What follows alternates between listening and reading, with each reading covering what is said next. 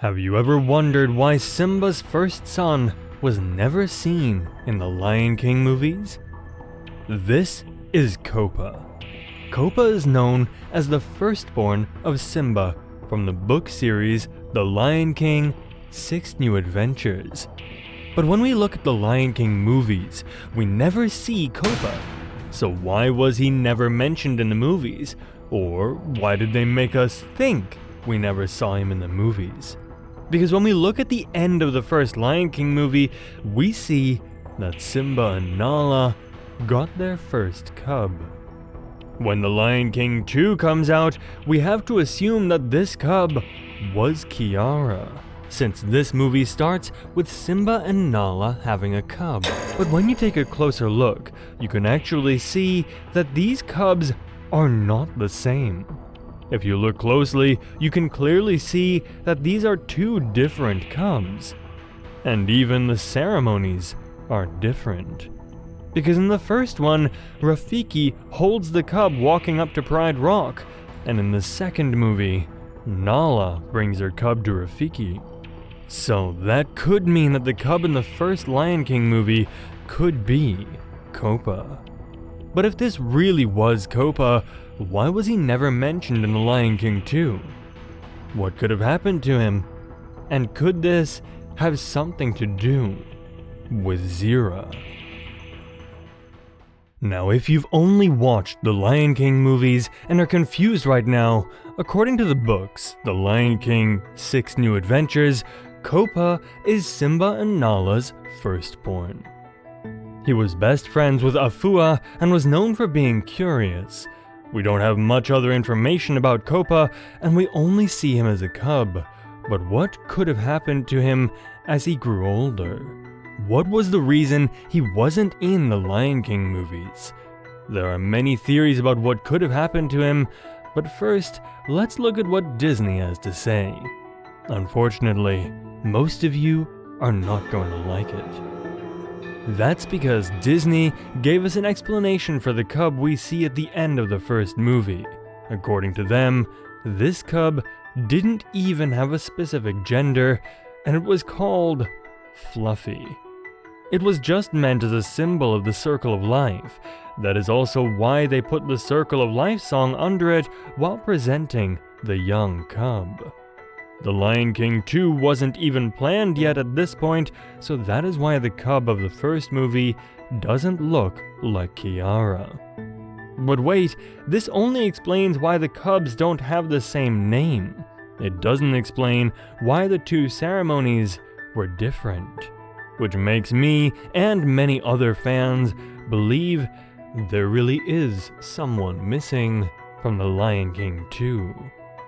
If you have paid close attention to the movie, you can see some signs that this is actually true.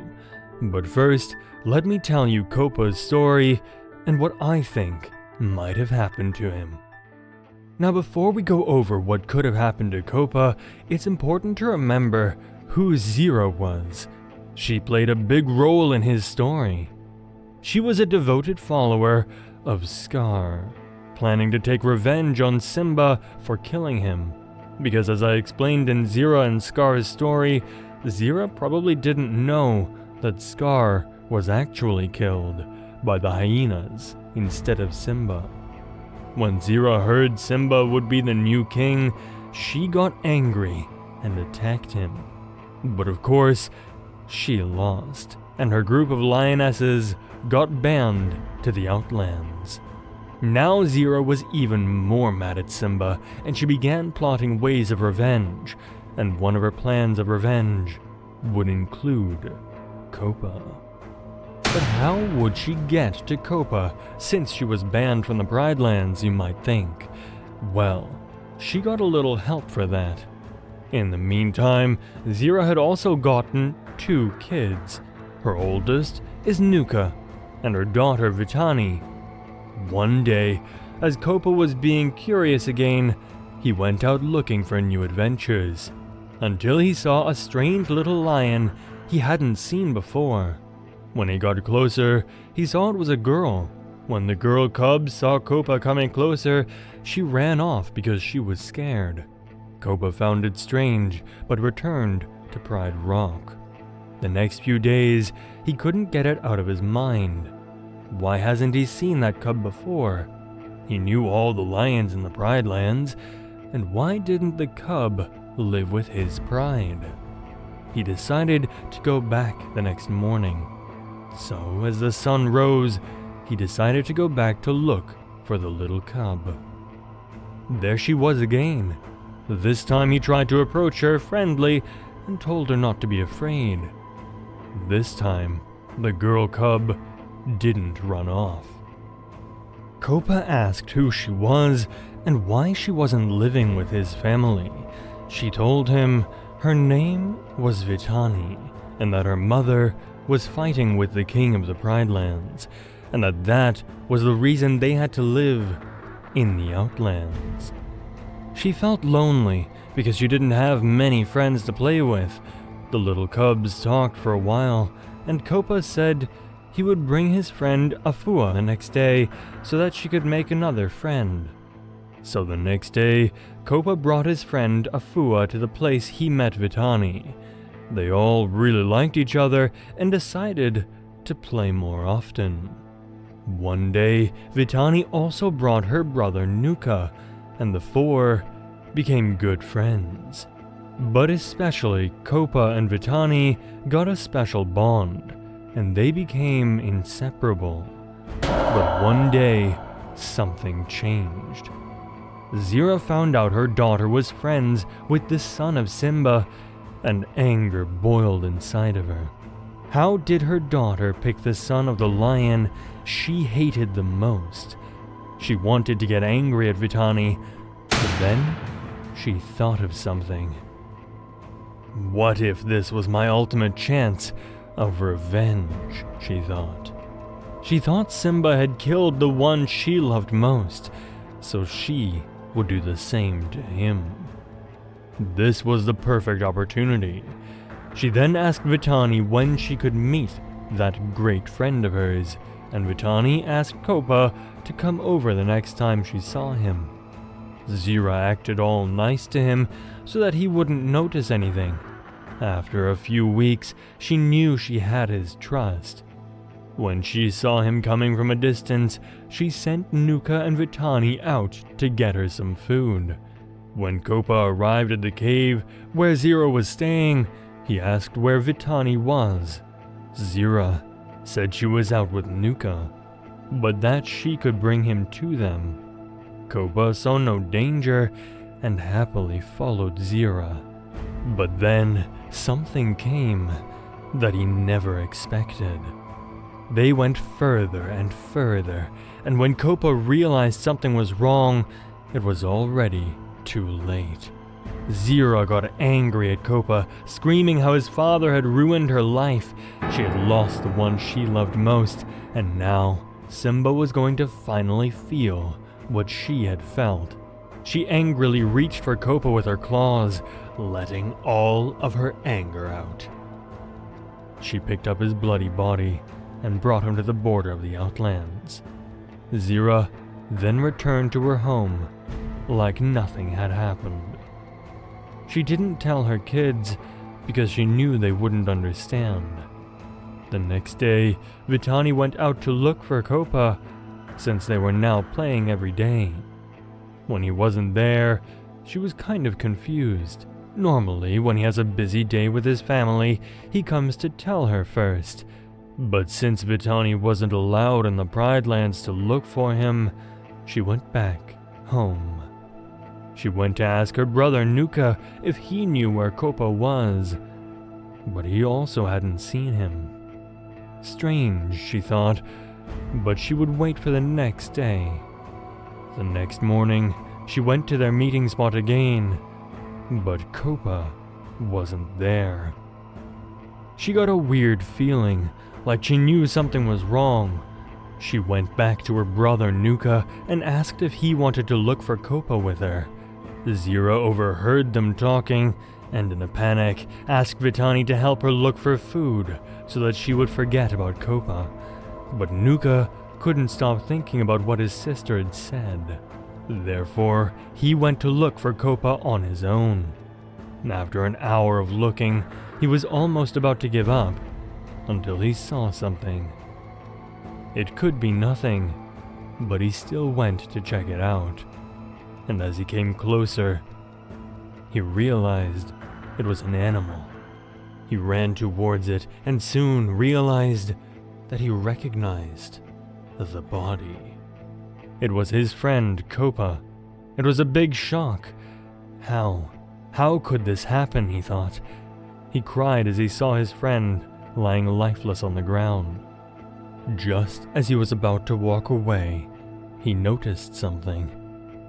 Something moved. And then, little Kopa opened his eyes. "Nuka?" he asked. "Yes, Kopa.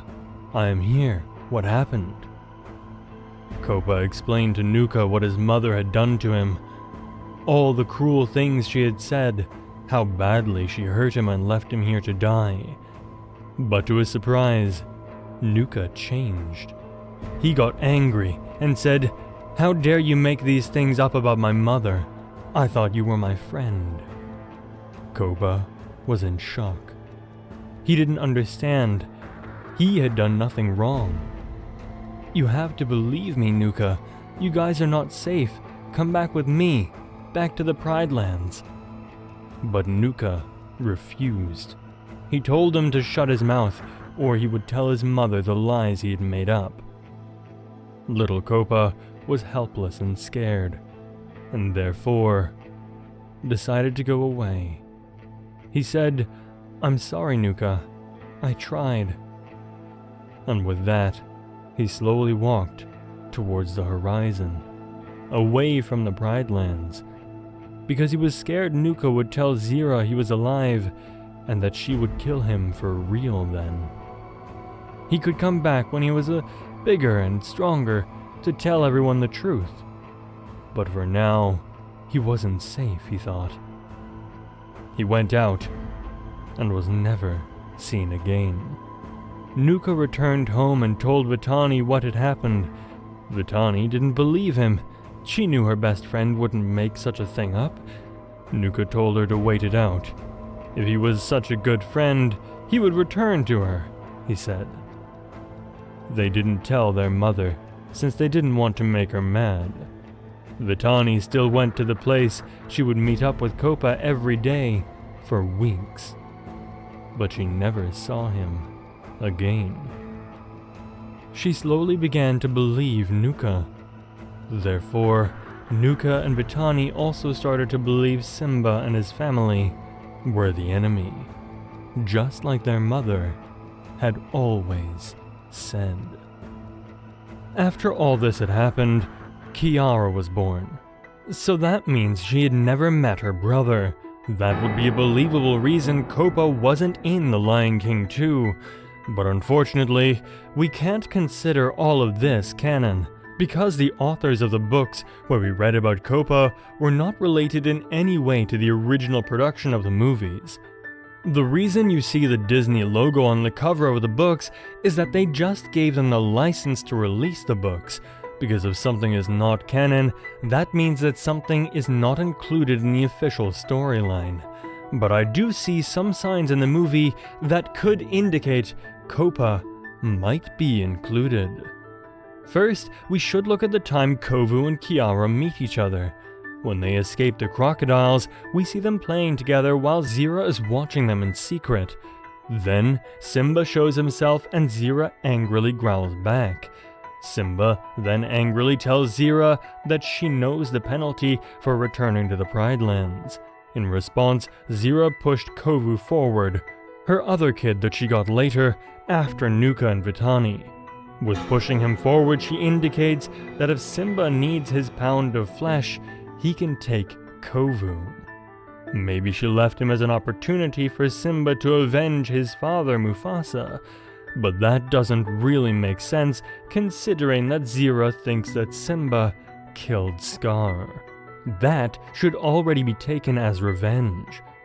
Now the theory is that she offered her son Kovu to Simba so he could avenge the death of his son Kopa, because Zira must have told Simba that she killed Kopa. Zira really thought he was really dead, so that is probably what she told Simba to show him how powerful she could be. Another hint we can see as a lead that Kopa was included in The Lion King 2 is when Simba dragged Kiara away from the scene before. The scene where she met Kovu as a cub, he warns Kiara about the dangers and tells her to never do something like that again, since she could have been killed. At the end of the conversation, she slides down a rock, her tail falls over her face, and we see something very familiar. Wait, is that Kopa? They look incredibly much alike here. And another reason for Simba having this talk with Kiara could be because he was scared of letting her be alone because of what happened to Kopa. Because throughout the rest of the movie, we see his scaredness of Kiara being alone coming back multiple times. When he promises her to let her do something alone, he sends Timon and Pumbaa after her in secret to watch her.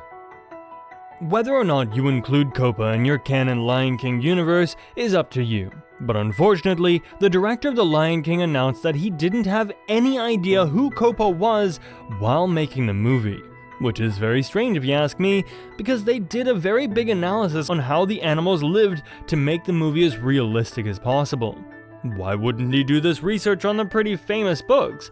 But maybe there were some designers that did know about Kopa and therefore added some hints throughout the movie. Let me know what you think in the comments down below. Do you include Kopa in your Lion King universe? Do you think Zira had something to do with his disappearance? If you want to understand Zira and her actions better, make sure to check out my video about Zira's story.